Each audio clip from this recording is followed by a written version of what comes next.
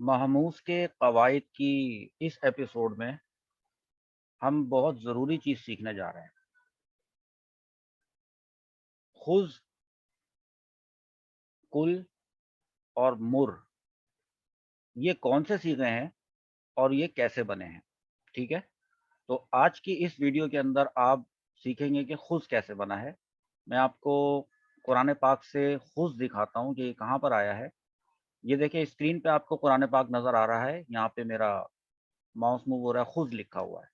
سورۃ التوبہ کی آیت نمبر 103 ہے یہ، خذ من اموالہم صدقۃ۔ یہ خذ اس کے علاوہ اور دیکھتے ہیں کہاں پر آیا ہے۔ دیکھیں یہ سورہ مریم ہے، سورہ مریم کی یہ آیت نمبر 12 ہے، یا یحییٰ خذ الکتاب بقوۃ، اور یہ بھی خذ ہے، دراصل زال پہ جزم ہے، البتہ اس کو ماں بعد سے ملانے کے لیے کسرہ دیا گیا ہے، یہ آپ کو پتہ ہے۔ اور مزید ایک دفعہ اور دیکھ لیتے ہیں، یہ ہمارے پاس سورۃ الاعراف کی آیت نمبر 199، جس میں فرمایا گیا خذ العفو وامر بالعرف واعرض عن الجاہلین، تو یہاں پر بھی یہ خذ ہے، ٹھیک ہے۔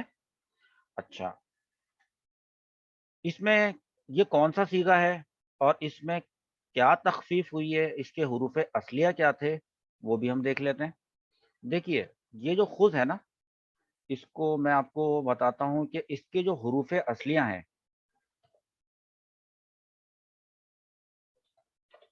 یہ دراصل دیکھیے ابھی آپ کو کیا نظر آ رہا ہے، اس میں کتنے حروف ہیں؟ اس میں 2 حروف ہیں، ایک خا ہے اور ایک زال ہے۔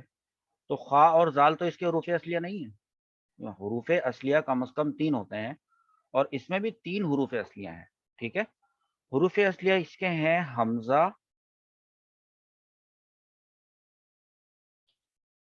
اور خا اور زال، یہ اس کے حروف اصلیہ ہیں۔ اب یہ حمزہ کہاں گیا، وہ قاعدہ جب ابھی آپ سیکھیں گے تو آپ کو پتہ چلے گا۔ اچھا، پھر یہ باب نصرہ سے ہے، ٹھیک ہے، اور جو اس وقت صیغہ خذ آپ کے سامنے لکھا ہوا ہے، یہ صیغہ ہے فعل امر، صیغہ واحد مذکر حاضر، ٹھیک ہے۔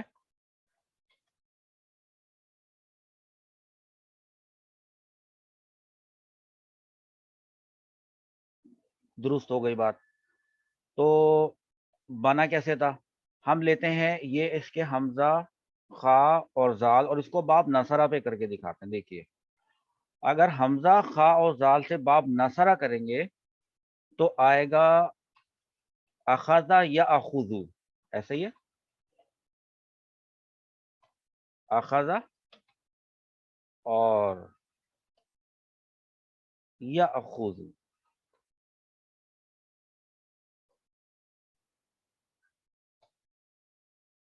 رائٹ ہو گئی بات۔ اب چونکہ یہ تو تھا فعل امر، تو فعل امر بنا کیسے وہ بھی دیکھ لیں۔ وہ بنتا ہے مضارع سے، یہ اس کا مضارع کا صیغہ ہے، اور مضارع کے صیغے کے اندر ہم نے کیا تبدیلی کرنی پڑتی ہے؟ سب سے پہلے تو اس کا جو صیغہ واحد مذکر حاضر ہے وہ کیا ہوگا؟ تأخذ، ٹھیک ہے، یہ اس کی علامت مضارع ہو گئی۔ اچھا، امر بنانے کے لیے ہم کیا کرتے ہیں؟ علامت مضارع کو حذف کر دیتے ہیں، ٹھیک ہے۔ علامت مضارع کو یہاں سے یہ دیکھیں حذف کر دیا میں نے، اور آخر کو جزم دیتے ہیں، زال پہ پیش ہے، اس کو یہ میں نے جزم دے دیا، ٹھیک ہے۔ اچھا، اگر آئین کلمے پر پیش ہو، اچھا شروع میں حمزہ لگاتے ہیں وہ جو ہم نے جزم دیا ہے، اور اگر آئین کلمے پر پیش ہو تو اس حمزہ کو بھی پیش دیتے ہیں۔ تو صورتحال صیغہ کچھ اس طرح سے ہمارے سامنے آیا، اخذ، ٹھیک ہے۔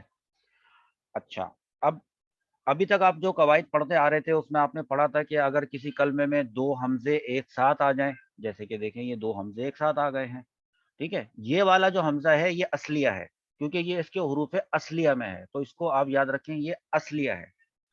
اور جو یہ والا حمزہ ہم نے لگایا ہے یہ ہے وصلیہ واو سے. ٹھیک ہے، دو حمزے ایک ساتھ آ جائیں، پہلا مضموم ہو تو یہ تو مضموم ہے، اس پہ ضمہ ہے.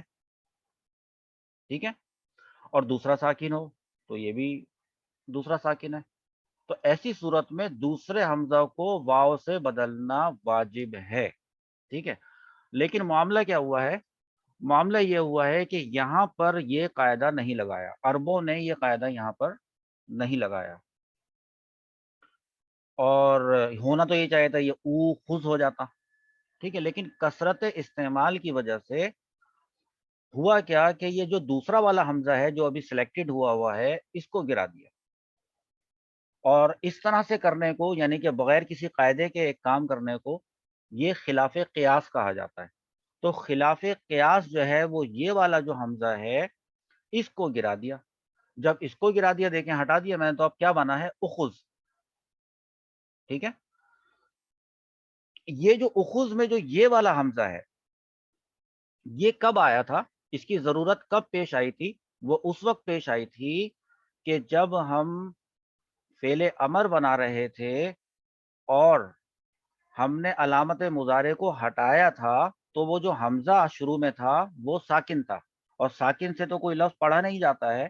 تو اس ساکن کی وجہ سے اس سے پہلے الف لے کر آئے تھے، یہ حمزہ لے کر آئے تھے، اور اس پر ہم نے یہ پیش لگایا تھا. لیکن اب تو وہ ساکن والا حمزہ ہی ہٹ گیا. دیکھیں یہ حمزہ تھا نا وہ، اور اب جب یہی ہٹ گیا، اس حمزے کے ساکن ہونے کی وجہ سے تو شروع میں حمزہ لائے تھے جس پر پیش لگایا تھا، اب یہی ہٹ گیا. تو جب یہ ہٹ گیا تو پھر اس کی بھی ضرورت نہیں رہی، تو اس کی بھی ضرورت نہیں رہی تو اس کو بھی ہٹا دیا. اب یہ بن گیا خز. دیکھیں یہ آپ کے پاس خز تھا اور اب آپ کے پاس یہ خز آ گیا. ٹھیک ہے، تو اس طریقے سے آپ نے یہ دیکھا، تو لہٰذا یہ خز یہ فعل امر ہے، صیغہ واحد مذکر حاضر ہے، اور بیچ میں کس طریقے سے قاعدہ جو ہے وہ لگتے لگتے عربوں نے جو ہے وہ اس کو کثرت استعمال کی وجہ سے تبدیل کیا اور یہ خز بنا ہے. ایک بات تو یہ ہو گئی. اب ہم دیکھتے ہیں اگلی ویڈیو کے اندر کہ کل کیسے بنا تھا. کل جس کا مطلب ہوتا ہے کھاؤ.